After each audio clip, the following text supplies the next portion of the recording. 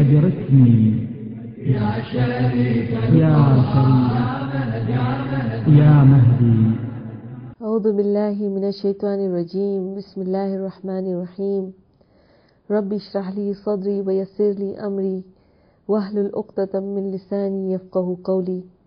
اللهم كن لوليك الحجة ابن الحسن صلواتك عليه وعلى آبائه في هذه الساعة وفي كل ساعة وليا وحافظا وقائدا وناصرا ودليلا وأينا حتى تسكنه أرضك توأا وتمتئه فيها طويلا. اللهم صل على محمد وآل محمد وأجل فرجهم.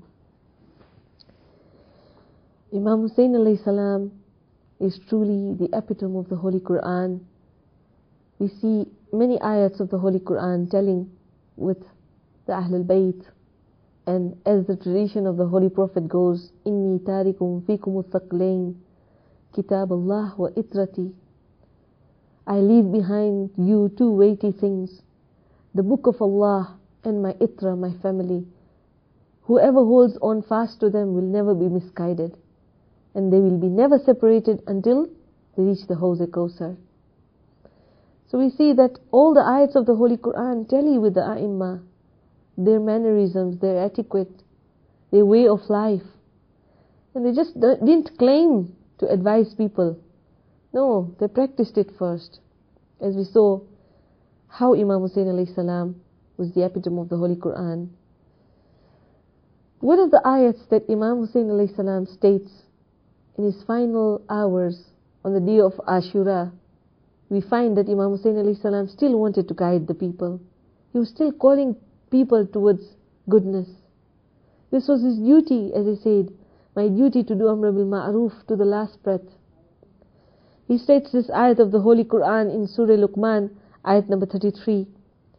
Ya ayyuhan nasu, inna wa'da Allahi haqqun, fala taghurrannakumul hayatad dunya. That means, O mankind, indeed, Allah's promise is true. So let the life of this world not deceive you. First of all, he's calling out to mankind. At that time, up to now, as we say, Imam Hussain alayhi salam asked for help. Is there anyone to help me? This is the way we can help Imam Hussain alayhi salam, by listening to his advices. And he says, indeed Allah's promise is true, so let not the world and its lure deceive you. Here, what does Imam Hussain alayhi salam mean by the world? In fact, what does Allah subhanahu wa ta'ala mean when He says, don't be misguided and don't be deceived by the world? If you go and see, the world itself is a very good place. The wahi came down in the world. In the world, it is where we will be tested and we will receive the hereafter. In the world it is when we'll face hardships and we will be purified to meet Allah subhanahu wa ta'ala in a pure state. It is in the world that we lay down our musallas to pray and to call towards God. So here, what is meant by the world is the attachment of the world. The world in itself is a very good place. But when we take the form of attachment to the world, that's the time we get attached to it and we start doing wrong. So, this is what we are warned against, that don't be attached to the world. It will lure you. You see, all the desires that we have are for a purpose. Like for example, Allah subhanahu wa ta'ala has given us these faculties of desire, anger and intellect. But if we misuse them, then of course we will not achieve the end, the aim of the creation of these faculties. For example, if we misuse our desires, then we will keep on wanting more and more. And as we know, each and every pleasure that we achieve in this world leaves an impression in our heart, even if it be halal, even if it be lawful. But when it keeps on increasing, it leaves more impressions in the heart. And when the more impressions are received in the heart, there comes a time that the heart becomes attached to that thing.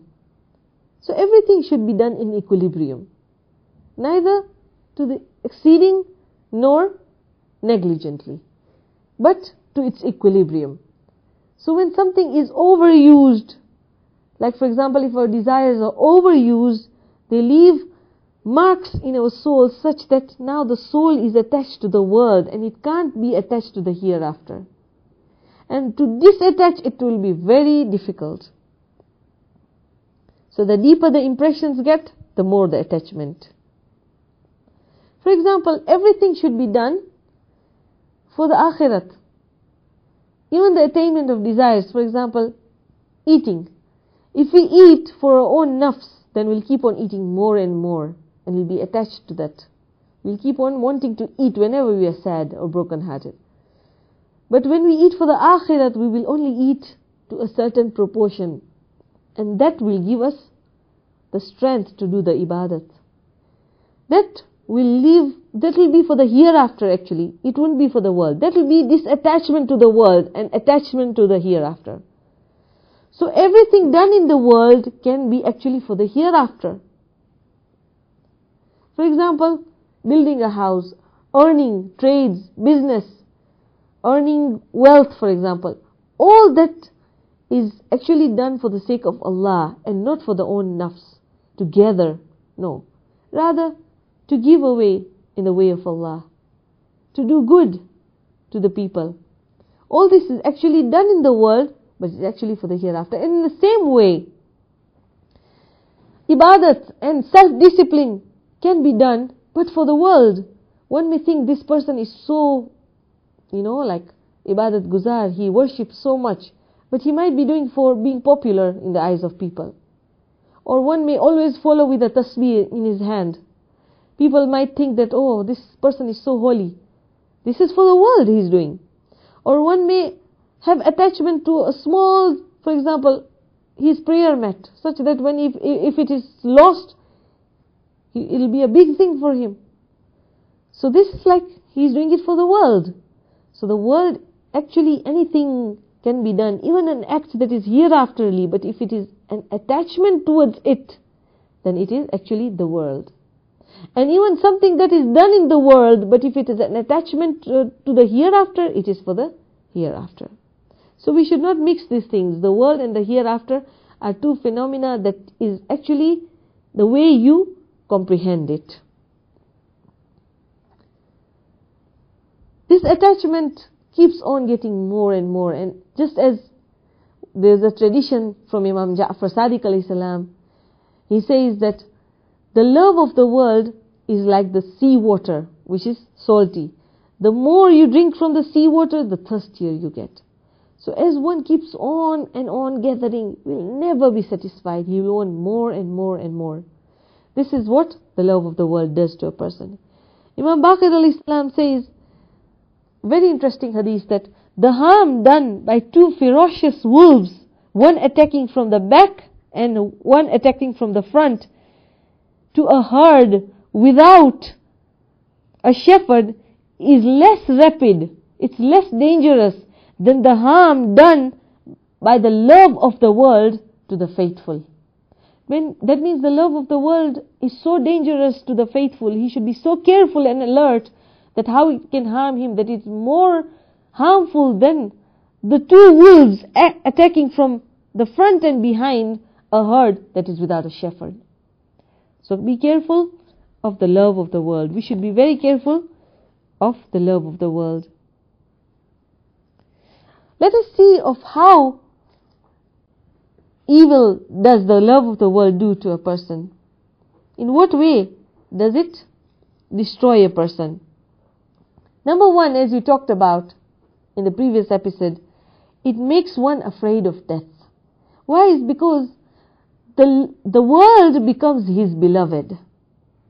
Now when Allah subhanahu wa ta'ala comes and takes his soul at the time of his death, then he does kufr, because his true beloved is the world. And he starts saying, Allah, that don't separate me from this beloved of mine, his darling desires.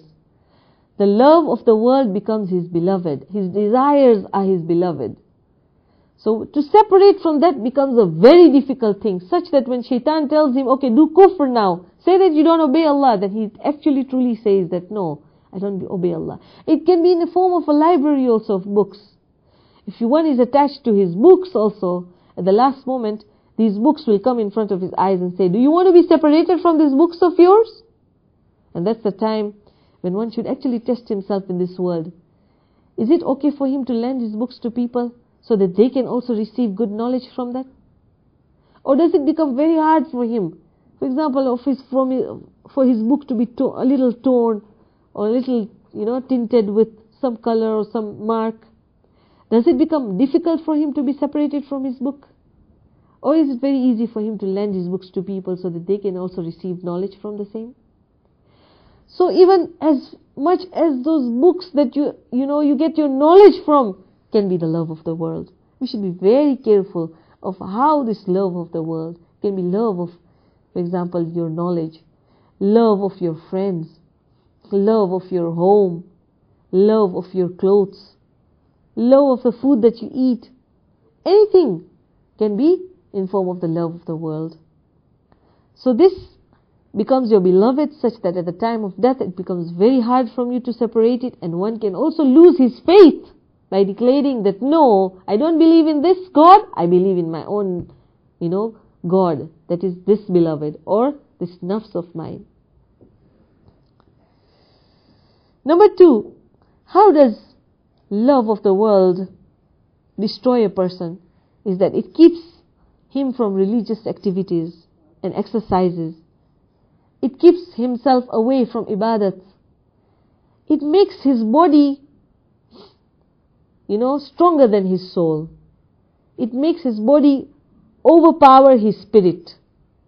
And when his body overpowers his spirit, the spirit is born for eternity, and the body is going to decay and decompose. It's going to weaken.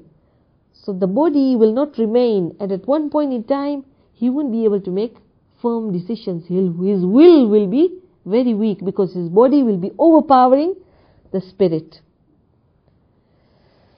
Ibn Abi Ya'fur states that I heard Abu Abdullah saying that whoever has a heart attached to this world has 3 things attached to his heart. It can be shown in 3 things that he has.